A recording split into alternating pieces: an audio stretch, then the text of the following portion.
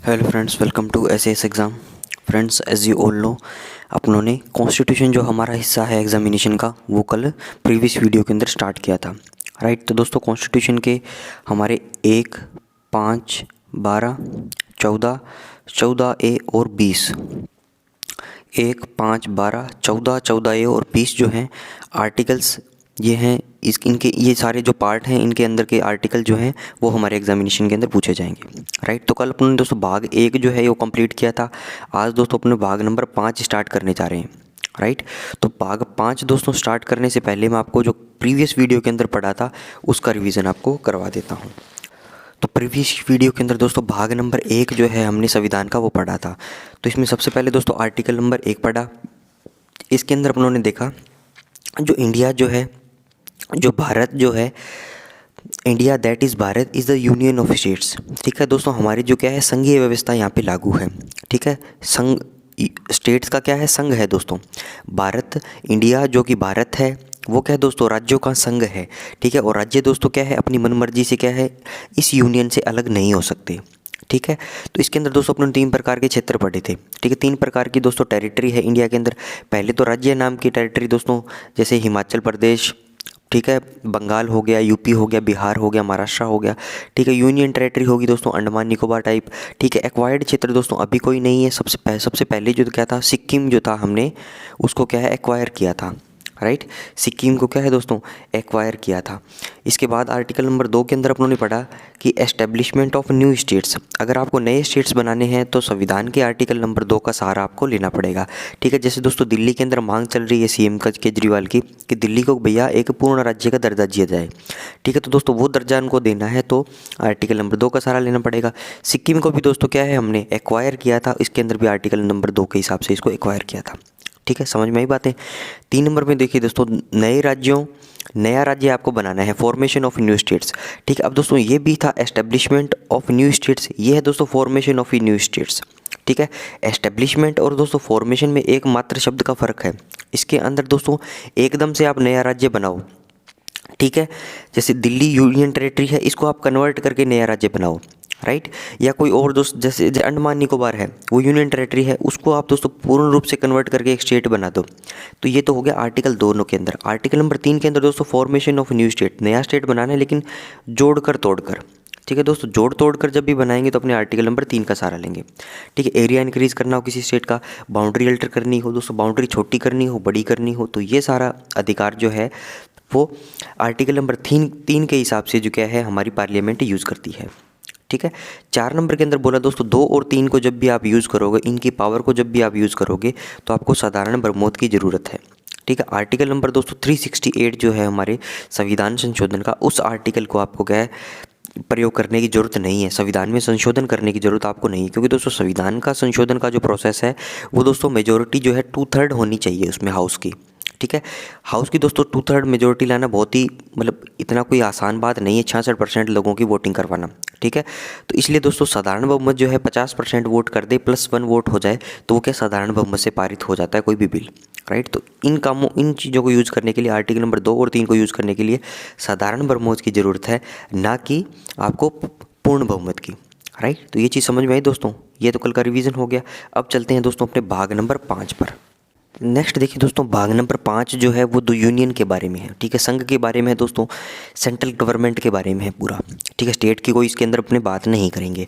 तो इसको दोस्तों भाग नंबर 5 को 1, 2, 3, 4, 5 चैप्टर में डिवाइड किया है। पहला है द एग्जीक्यूटिव। एग्जीक्यूटिव कौन है दोस्तों, प्रेसिडेंट है एग्जीक्यूटिव। ठीक है, और दोस्तों कौन है, वाइस प्रेसिडेंट है। राइट, और दोस्तों प्रेसिडेंट जो है जो एग्जीक्यूशन करते हैं वो किसकी सहायता से करते हैं, काउंसिल ऑफ मिनिस्टर्स की, अटॉर्नी जनरल। ठीक है, इसके अंदर दोस्तों प्रधानमंत्री आ जाएंगे, कैबिनेट आ जाएगी। राइट, तो ये सारे क्या है दोस्तों एग्जीक्यूशन जो करने के हैं, जो सेंट्रल गवर्नमेंट जो राष्ट्रपति की जो हेल्प करती है वो एग्जीक्यूशन में करती है। ठीक है, लेजिस्लेटिव का क्या काम है दोस्तों, जो विधायिका है वो क्या करती है, पार्लियामेंट जो होती है वो कानून बनाती है। इसकी चर्चा दोस्तों 79 से लेके 122 के अंदर है। ठीक है, पहले 52 से 78 है, फिर 279 से लेके 122 तक है। तीसरा है दोस्तों legislative power of the president. ठीक है, कानून बनाने का काम दोस्तों पार्लियामेंट का है, लेकिन जब पार्लियामेंट के हाउसेज जो हैं वो सदन जो है वो सत्र में नहीं होते। ठीक है, शीत सत्र, मानसून सत्र, ग्रीष्म सत्र, तो वो जब अगर वो हाउसेज जो है सत्र में नहीं होते तो प्रेसिडेंट को क्या है एक स्पेशल पावर दे दी गई है, वो ऑर्डिनल ला के अध्यादेश ला के क्या है एक टेम्परेरी रूप से कोई भी इमरजेंसी कानून को क्या है लागू कर सकते हैं। ठीक है, फिर आता है दोस्तों जुडिशरी।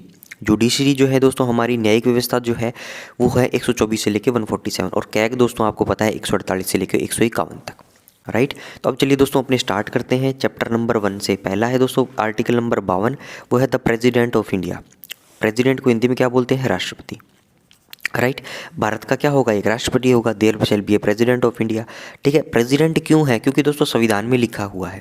ठीक है, प्रधानमंत्री क्यों है? क्योंकि दोस्तों संविधान में लिखा गया है। राज्यपाल क्यों है दोस्तों? ये क्योंकि उसमें संविधान में लिखा गया है। ठीक है, कैग क्यों है दोस्तों? क्योंकि संविधान में लिखा गया है। जो जो बातें दोस्तों संविधान में लिखी गई है वो सारी चीज़ें होगी, और उन पोस्ट्स को क्या बोलते हैं? कॉन्स्टिट्यूशनल पोस्ट या संवैधानिक पद। आपको ये शब्द भी देखने को मिलेगा, कॉन्स्टिट्यूशनल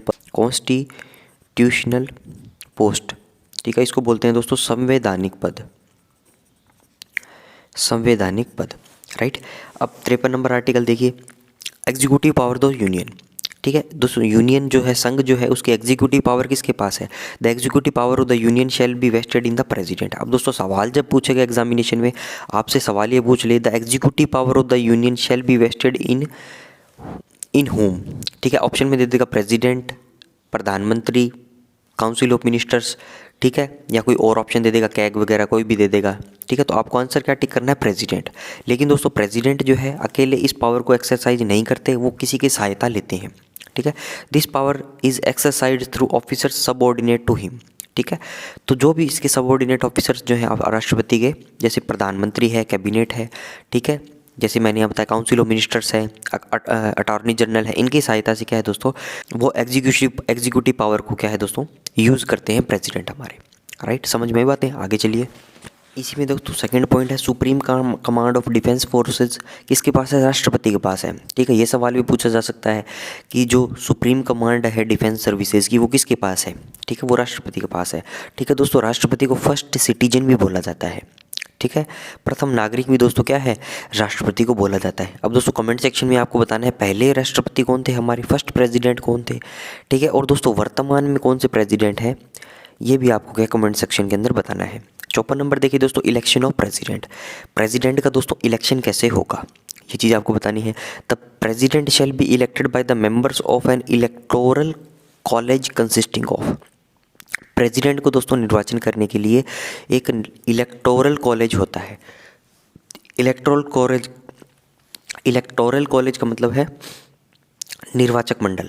ठीक है, और उस निर्वाचक मंडल के अंदर दोस्तों कौन कौन से लोग होंगे? तो उसके अंदर होंगे the elected member of both houses of the parliament. ठीक है, both houses of the parliament का क्या मतलब है? लोकसभा और राज्यसभा के जो भी इलेक्टेड मेंबर हैं, जो भी लोकसभा और राज्यसभा के अंदर दोस्तों इलेक्टेड मेंबर हैं वो इसका हिस्सा होंगे। लेकिन दोस्तों इसके अंदर के जो मनोनीत जो लोग हैं जिनको राष्ट्रपति मनोनीत करते हैं लोकसभा और राज्यसभा के अंदर, वो अपने पढ़ेंगे कितने लोगों को मनोनीत करते हैं नेक्स्ट जब अपने पार्लियामेंट जब अपने पढ़ेंगे इसी भाग 5 के अंदर, तो वो लोग जो क्या है इनके चुनाव के अंदर भाग नहीं लेते। ठीक है, एक नंबर बात, दोनों हाउसेस के लोग होंगे, इलेक्टेड मेंबर होंगे। ठीक है, और वो लोग भाग नहीं लेंगे जो मनोनीत थे राष्ट्रपति के द्वारा। राइट, क्यों भाग नहीं लेंगे? क्योंकि दोस्तों चुनाव करने में, क्योंकि उनको क्या है राष्ट्रपति ने तो मनोनीत करना है। ठीक है, वही वोटिंग दे देंगे उसके अंदर, तो ऐसा होगा कि वो किसी पर्टिकुलर बंदे को फेवर कर देंगे। मान लो 3 जने चुनाव में खड़े हुए, ठीक है, अगर मनोनीत जो सदस्य हैं वो अगर उसके अंदर वोटिंग करेंगे तो वो किसी एक बंदे को फेवर कर देंगे, उससे बातचीत करके कि हम तेरे को वोट दे देंगे। ठीक है, तो इसलिए दोस्तों मनोनीत लोगों को क्या है दूर रखा गया है। The elected members of the legislative assembly of the states. ठीक है दोस्तों, जो राज्य की विधानसभाएं जो है उनके जो इलेक्टेड मेंबर हैं वो भी क्या है इसके अंदर वोटिंग करते हैं। राइट, तो राज्य के अंदर दोस्तों क्या होती है? एक विधानसभा होती है, एक विधान परिषद होती है। ठीक है, जैसे दोस्तों सेंटर के अंदर लोकसभा राज्यसभा है, वैसे ही लोकसभा के पैरेलल क्या है? विधानसभा है। राज्यसभा के पैरेलल क्या है दोस्तों? विधान परिषद है। ठीक है, लेकिन विधान परिषद दोस्तों ज़्यादा स्टेट्स के अंदर नहीं है, लगभग 6 स्टेट हैं जिनके अंदर विधान परिषद है। ठीक है, वो भी क्या है दोस्तों? स्थायी सदन है, भंग नहीं होता, जैसे राज्यसभा भंग नहीं होता। ठीक है, विधानसभा के पैरेलल में दोस्तों क्या है? लोकसभा, और राज्यसभा के पैरेलल में क्या है? विधान परिषद, सॉरी। राइट, इसको बोलते हैं दोस्तों विधानसभा को लेजिस्लेटिव असेंबली, विधान परिषद को क्या बोलते हैं दोस्तों? Legislative council. ठीक है। इसको लेजिस्लेटिव असेंबली, इसको बोलते हैं दोस्तों लेजिस्लेटिव काउंसिल, राइट। तो वापस सुनिए दोस्तों, 3 लोग जो हैं भाग लेंगे प्रेसिडेंट के इलेक्शन में। और ये सवाल दोस्तों पूछा जा चुका है बहुत सारे एग्जामिनेशन के अंदर, अदर कॉम्पिटिटिव एग्जाम्स के अंदर, और क्या पता ऐसे ऐसे एग्जामिनेशन के अंदर भी पूछ ले, ठीक है। तो दोबारा देखिए दोस्तों, प्रेसिडेंट के चुनाव के अंदर 3 लोग भाग देंगे। एक तो लोकसभा के सदस्य, एक दोस्तों राज्यसभा के सदस्य, ठीक है, और एक दोस्तों विधानसभा के सदस्य, जिनको बोलता हूँ मैं लेजिस्लेटिव असेंबली के लोग। विधान परिषद के लोग दोस्तों क्या है, इसके अंदर भाग नहीं लेते, ठीक है। अब सवाल दोस्तों मुश्किल जब पूछेगा तो क्या पूछेगा वो, कि क्या मनोनीत सदस्य भी क्या हैं लोकसभा राज्यसभा के अंदर, जो मनोनीत सदस्य हैं वो क्या राष्ट्रपति के चुनाव में भाग लेते हैं, ये सवाल आपसे पूछेगा अगर क्वेश्चन पेपर जो है थोड़ा टफ हुआ तो, ठीक है। तो आपको दोस्तों ध्यान रखना है, जो मनोनीत सदस्य है दोस्तों वो इसके अंदर भाग नहीं लेते राष्ट्रपति के चुनाव के अंदर, ठीक है। समझ में आई दोस्तों बातें। एक बार दोस्तों इसको और साफ सुथरे शब्दों में भी अपने लिखते हैं। देखिए दोस्तों, राष्ट्रपति का जो चुनाव है, जो इलेक्शन है राष्ट्रपति का, आर्टिकल नंबर 54 के अंदर, उसके अंदर देखिए सेंटर के अंदर दोस्तों क्या है, हमारी संसद है, ठीक है। इंग्लिश में इसको बोलते हैं दोस्तों पार्लियामेंट, ठीक है। स्टेट के अंदर दोस्तों क्या है, हमारे विधानमंडल है, विधानमंडल, ठीक है। विधानमंडल को क्या बोलते हैं दोस्तों, इसको बोलते हैं लेजिस्लेचर, ठीक है। इंग्लिश में हो गया, हिंदी में हो गया, ठीक है। संसद हो गया पार्लियामेंट, विधानमंडल हो गया दोस्तों लेजिस्लेचर। संसद के क्या है दोस्तों, 2 भाग हैं, ठीक है। संसद क्या है दोस्तों, एक रूम है, एक प्रॉपर्टी है, एक कमरा है, ठीक है, जिसके अंदर क्या है दोस्तों 2 हिस्से हैं। एक हो गया दोस्तों हमारा लोकसभा, एक हो गया दोस्तों हमारा राज्यसभा, ठीक है। विधानमंडल जो है दोस्तों उसके अंदर भी क्या है, 2 लोग आते हैं, 2 हिस्से हैं। एक आता है दोस्तों विधानसभा, एक होता है दोस्तों विधान परिषद, ठीक है। लोकसभा का दोस्तों, लोकसभा को क्या है, लोअर हाउस भी बोलते हैं, लोअर हाउस, ठीक है। निम्न सदन इसको बोलते हैं, ठीक है। और दोस्तों इसको क्या बोलते हैं, house of the people, house of the people, ठीक है। इसको क्या बोलते हैं दोस्तों, house of the people, right. Rajya Sabha को क्या बोलते हैं दोस्तों, राज्यसभा को बोलेंगे अपर हाउस, ठीक है। इसको बोलते हैं दोस्तों स्थायी सदन, या इसको बोलते हैं उच्च सदन, ठीक है। इसको दोस्तों इंग्लिश में काउंसिल ऑफ स्टेट्स भी बोलते हैं, काउंसिल ऑफ स्टेट्स, ठीक है। विधानमंडल का मतलब क्या हुआ दोस्तों, लेजिस्लेचर। इसके अंदर क्या आती है दोस्तों, विधानसभा, विधानसभा, ठीक है। अब दोस्तों अब कई बार क्या है, इनकी इंग्लिश हमें याद नहीं रहती, ठीक है। विधानसभा को, विधान परिषद को क्या बोलेंगे दोस्तों, सिंपल सा है। विधान मतलब क्या हुआ, कानून। सभा मतलब क्या हुआ दोस्तों, एक प्रकार की सभा होगी जहाँ पे लोग बैठे हैं, ठीक है। तो इसको इंग्लिश में बोलते हैं विधान। जैसे विधान को क्या बोलते हैं, कानून, नियम, रूल, ठीक है। तो इसको हो गया लेजिस्लेटिव, लेजिस्लेटिव, ठीक है। लेजिस्लेचर दोस्तों, लेजिस्लेचर है विधानमंडल, लेजिस्लेटिव है विधानसभा, असेंबली, सभा को क्या बोलेंगे, असेंबली। ये होगी दोस्तों विधानसभा का मतलब क्या है, लेजिस्लेटिव असेंबली, राइट। विधानसभा क्या होगी दोस्तों, लेजिस्लेटिव असेंबली। अब दोस्तों विधान परिषद जो है ये क्या है, विधान परिषद, विधान परिषद। विधान का मतलब क्या हुआ दोस्तों, लेजिस्लेटिव, ठीक है। परिषद का मतलब यहाँ पे काउंसिल बोल दो इसको, ठीक है। Legislative council, legislative assembly, legislature, parliament, Lok Sabha, Rajya Sabha, house of the people, council of the states, right. अब चुनाव के अंदर दोस्तों कौन कौन भाग लेंगे, 1 नंबर, 2 नंबर और ये 3 नंबर, ठीक है। ये भाग नहीं लेंगे, ठीक है। स्टार मार्क में क्या लिखना है, इनके जो मनोनीत सदस्य जो हैं, मनोनीत सदस्य जो कि राष्ट्रपति करता है वो भी क्या है, चुनाव के अंदर भाग नहीं लेंगे, ठीक है। समझ में आई दोस्तों बातें। इसको दोस्तों स्क्रीनशॉट ले लो, फोटो खींच लो, आगे चलिए अपने। नेक्स्ट देखिए दोस्तों 54 नंबर अपनों ने देख लिया कि राष्ट्रपति के चुनाव में लोकसभा राज्यसभा के इलेक्टेड मेंबर लेकिन मनोनीत को छोड़ के, और विधानसभा के दोस्तों क्या है इलेक्टेड मेंबर विधान परिषद को छोड़ के राष्ट्रपति के चुनाव के अंदर भाग लेते हैं। 55 नंबर देखिए दोस्तों manner of election of president. ठीक है, अब दोस्तों ये जो टॉपिक है ये हमारे आउट ऑफ सिलेबस है, क्योंकि सबसे पहले मैंने आपको बताया था manner of election, conditions for eligibility, qualification, procedural detail, jurisdiction of court जो क्या है आपके आउट ऑफ सिलेबस है। ठीक है, फिर भी दोस्तों राष्ट्रपति का चुनाव जो होता है वो सिंगल ट्रांसफरेबल वोट के द्वारा होता है, एकल संक्रमणीय अनुपातिक मत प्रणाली के द्वारा क्या है इसका चुनाव होता है। पर ये सवाल दोस्तों क्या एग्जामिनेशन के अंदर नहीं पूछेगा। ठीक है, फिर भी आपको याद रखना है तो सिंगल ट्रांसफरेबल वोट याद रख लो। ठीक है, एकल संक्रमणीय हिंदी वाले याद रखना, तो एकल संक्रमणीय अनुपातिक मत प्रणाली होती है। ठीक है, जिसके अंदर दोस्तों प्रेफरेंस से वोट दिए जाते हैं, उसके द्वारा क्या है प्रेसिडेंट का इलेक्शन होता है। और दोस्तों ये अप्रत्यक्ष चुनाव होता है। ठीक है, हमारा इसके अंदर दोस्तों कोई लेना देना नहीं है, ये जो लोग हैं वो उनको क्या है प्रेफरेंस से क्या है वोट डालते हैं। ठीक है, तो ये हुआ दोस्तों 55 नंबर कंप्लीट। आगे चलिए नेक्स्ट देखिए दोस्तों 56 नंबर में क्या दिया गया है, term of office of president. President का दोस्तों कार्यकाल पूछा है।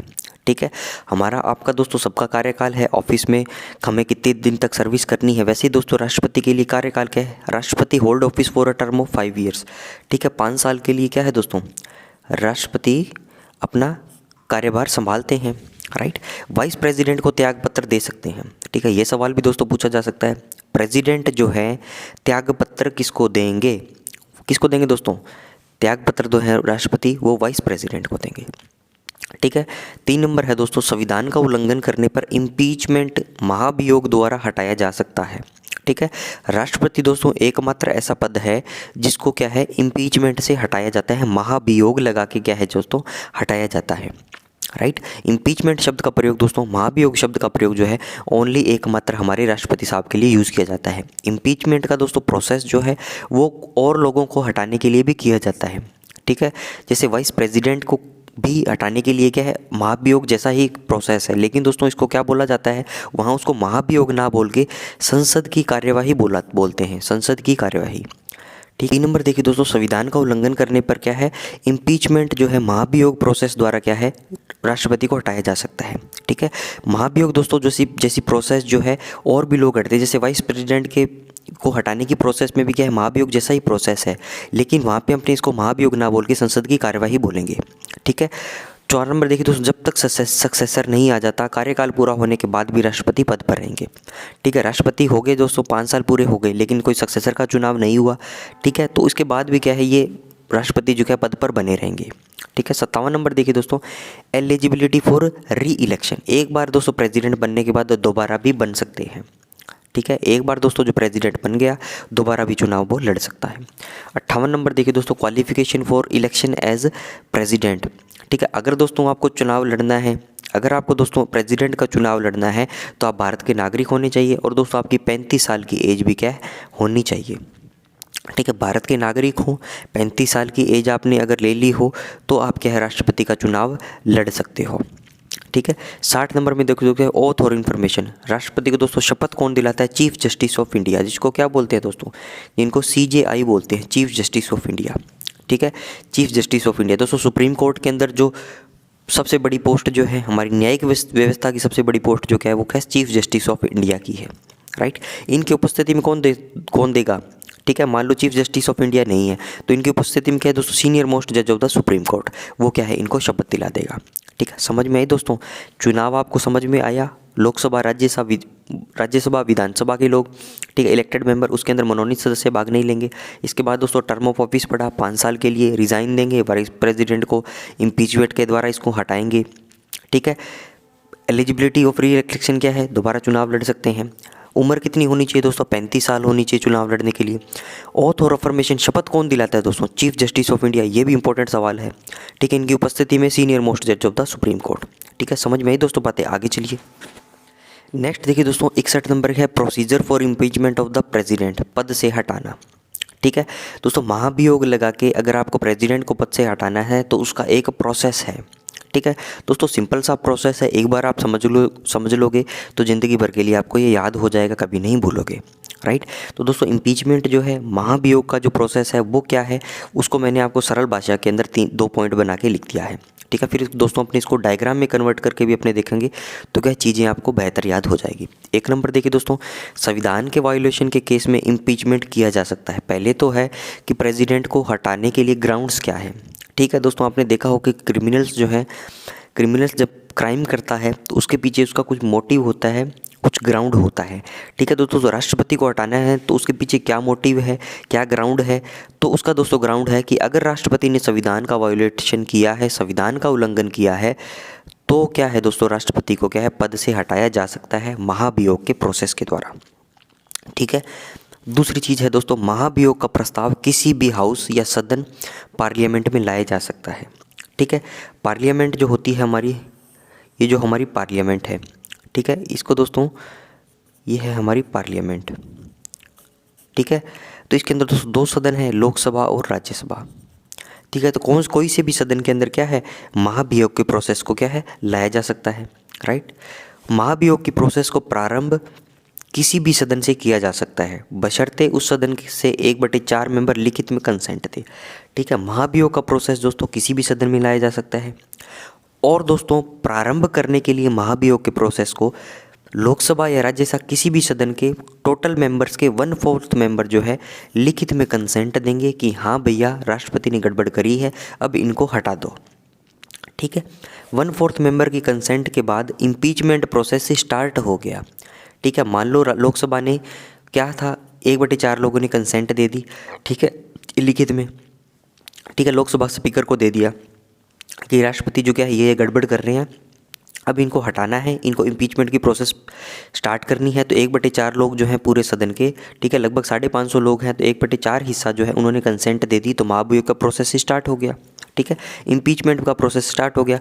अब उस सदन से 2/3 मेंबर भी कंसेंट दे दी तो एक सदन से राष्ट्रपति को हटने का काम पूरा हो जाएगा, ठीक है। लोकसभा में दोस्तों 1/4 जो 25% जो लोग थे उन्होंने लिखित में बोल दिया कि महाभियोग प्रोसेस स्टार्ट करो, ठीक है, तो वो प्रोसेस स्टार्ट हो गया। इसके बाद दोस्तों इसके पूर्ण बहुमत चाहिए 2/3 लोग जो हैं पूरे सदन के, वो अगर कंसेंट दे देंगे तो एक सदन से क्या है दोस्तों राष्ट्रपति को काम हटाने का पूरा हो गया, ठीक है। अब दोस्तों एक जगह से तो क्या है पूर्ण बहुमत मिल गया, लेकिन ऐसा नहीं है कि एक ने पूर्ण बहुमत दे दिया तो राष्ट्रपति को अपने पद से हट गया। यहाँ से दोस्तों हट गया तो अब दूसरे सदन के अंदर क्या है वो एप्लीकेशन जाएगी, ठीक है। लोकसभा से दोस्तों पहले हटा तो फिर राज्यसभा में जाएगी, अगर वो राज्यसभा से पहले हटता तो फिर वो लोकसभा में जाती, ठीक है। अब दोस्तों एक सदन से जब दूसरे सदन की एप्लीकेशन जाएगी तो दूसरे सदन में जब एप्लीकेशन भेजेंगे तो उसके 14 दिन पहले जो है राष्ट्रपति को इंटीमेट कर देंगे कि आपके खिलाफ ऐसा ऐसा प्रोसेस हो चुका है, तो आप अपनी सफाई के अंदर क्या है नेक्स्ट जो सदन होगा उसके अंदर गवाही दे सकते हो, ठीक है। अब एक सदन से हटने के बाद दूसरे सदन में इम्पीचमेंट की प्रोसेस स्टार्ट होने से पहले 14 दिन पहले राष्ट्रपति को इंटीमेट किया जाएगा अपना पक्ष रखने के लिए, ठीक है। तो राष्ट्रपति को क्या है दोस्तों अपना पक्ष रखने के लिए टाइम दिया जाएगा, और ये डेटा दोस्तों आपको याद रखना है 14 दिन वाला, ठीक है। एक जगह से दोस्तों हट गए राष्ट्रपति और दूसरे सदन में जाएंगे तो इनके पास 14 दिन पहले जो क्या है इनको इंटीमेट कर देंगे, ठीक है। 14 दिन पहले इंटीमेट करेंगे, फिर 15वें दिन क्या है दोस्तों इसके अंदर क्या है इनकी कार्रवाई स्टार्ट हो जाएगी, ठीक है। दूसरे सदन में राष्ट्रपति अपना पक्ष रखेंगे तथा वहाँ से भी 2/3 मेंबर्स की मेजोरिटी से अगर प्रपोजल पास हो जाता है तो राष्ट्रपति रिमूव हो जाएंगे, ठीक है। यहाँ से भी दोस्तों अगर 2/3 लोग जो क्या है इनको 2/3 लोग जो क्या है यहाँ से मेजोरिटी से उस बिल को पास कर देंगे, उस प्रपोजल को पास कर देंगे, तो राष्ट्रपति क्या है दोस्तों महाभियोग के द्वारा हट जाएंगे, राइट। इसको दोस्तों अपने एक बार और डायग्राम से देखते हैं। तो ये देखिए दोस्तों इसको डायग्राम से एक बार और अपने देखें।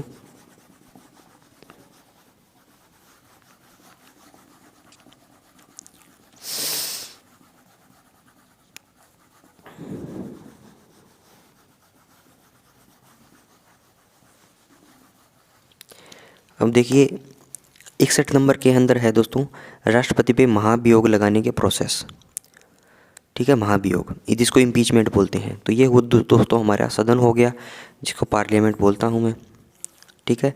यहाँ पे क्या हुआ लोकसभा है, यहाँ पे कितना है राज्यसभा है, राइट। तो इम्पीचमेंट का प्रोसेस दोस्तों कोई से भी सदन के अंदर लाया जा सकता है, वेदर इट इज़ लोकसभा और इट इज़ राज्यसभा, राइट। किसी के अंदर भी क्या है, इस प्रोसेस को स्टार्ट किया जा सकता है, बशर्ते कि उस सदन के 1/4 मेंबर जो क्या है उस पर लिखित में कंसेंट दे कि राष्ट्रपति ने गड़बड़ करी है, संविधान का उल्लंघन किया है। एक बार दोस्तों 1/4 लोगों ने क्या कंसेंट दे दी तो महाभियोग का प्रोसेस ही स्टार्ट हो जाएगा। ठीक है, महाभियोग का दोस्तों प्रोसेस स्टार्ट हो गया, 1/4 लोगों ने कंसेंट दे दी। इसके बाद दोस्तों अगर 2/3 2/3 मेंबर भी अगर उसमें कंसेंट दे देते कि हाँ वास्तव में ये प्रस्ताव लाया गया वो सही है, तो एक सदन से क्या राष्ट्रपति दोस्तों हट जाएंगे। अब एक सदन से दोस्तों दूसरे सदन के अंदर जब एप्लीकेशन जाएगी, जब प्रपोजल जाएगा, जो 14 दिन पहले दोस्तों क्या है राष्ट्रपति को इंटीमेट कर दिया जाएगा कि आप अपनी सफाई के लिए दूसरे सदन में जाइए।